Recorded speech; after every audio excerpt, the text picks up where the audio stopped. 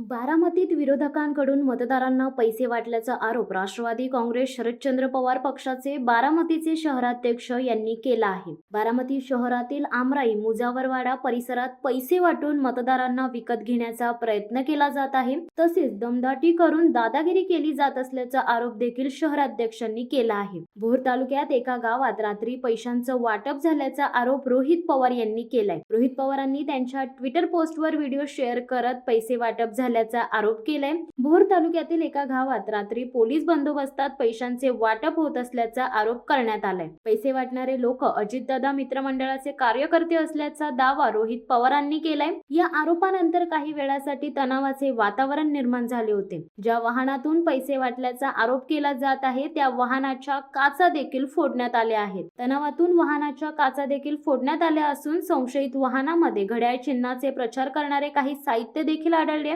घडलेल्या प्रकारानंतर दोन्ही गटाच्या कार्यकर्त्यांमध्ये बाचाबाची झाली आहे, परंतु पोलिसांनी परिस्थिती नियंत्रणात आणली असून सध्या गावात तणावपूर्ण शांतता आहे। संतप्त कार्यकर्त्यांकडून विरोधी पक्षातील कार्यकर्त्यांचे किसे आणि वाहने तपासणी करण्याची मागणी करण्यात आली आहे। तसेच एवढ्या मध्यरात्री गावात तुमचे काम काय आहे अशी ग्रामस्थांकडून विचारणी देखील करण्यात आली आहे।